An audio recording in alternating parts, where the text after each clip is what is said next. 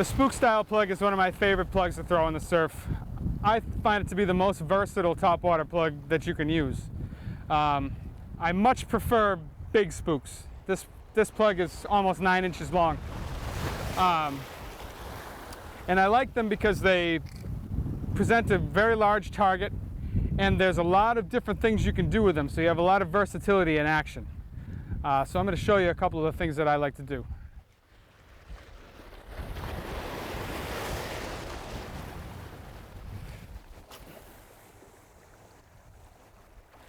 Now, first and foremost, if it's windy like it is today, it kind of helps to keep the rod out to one side, which does get a little tiring. But I like to work the plug real slow, just a back and forth, real lazy.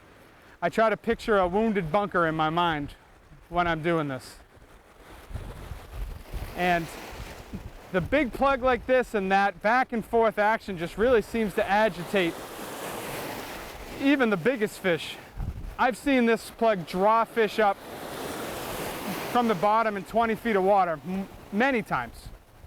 Now, some of the versatility that this plug offers is, one, that you can work it so slowly like I was, and you have, an infinite number of speeds to ratchet up to. Something else that's really beneficial, and unlike a pencil popper, is that it floats level. So you can pause this plug and it stays in a natural resting position. So after the plug gets smacked out of the water, or if you're really trying to sell the a bunker or a herring on its last legs, doing a lot of pausing like this and then doing some erratic motion, letting it pause again, a little more erratic motion, is very natural. It looks just like a bunker that's been snagged, dropped, and lost. And sometimes it fouls.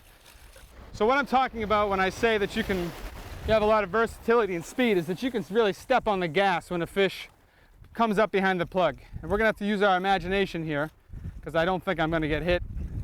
But you can see me just moving this plug real slowly back and forth like that. Now let's just imagine that a fish boils behind the plug. What do you think the reaction of a live bait fish is going to be? It's not going to keep doing the same thing. It's going to all of a sudden freak out, and it's going to try to do whatever it thinks is best to get away. So one thing you can do is just reel really fast and make it move forward in a straight line. Or you can start working the plug a lot harder, a lot faster, and just try to sell the fact that this thing is reacting to being pursued. Now, something that's worked for me many times, especially when the fish are super aggressive, is a reaction that many bait fish make, and that's to jump out of the water. So if I'm working this plug very slowly, normally, I get a boil, I start working it a little harder, all of a sudden the fish pops it, misses it. Now I'm going to do this, and you're going to see that the plug just jumps forward out of the water. So it's going to get popped, say it gets popped again. I'm going to jerk down and put a fast crank on the reel at the same time, and I'm going to make that plug jump and skip out of the water like it's trying to get away. Using these techniques, I have almost never had a fish turn away.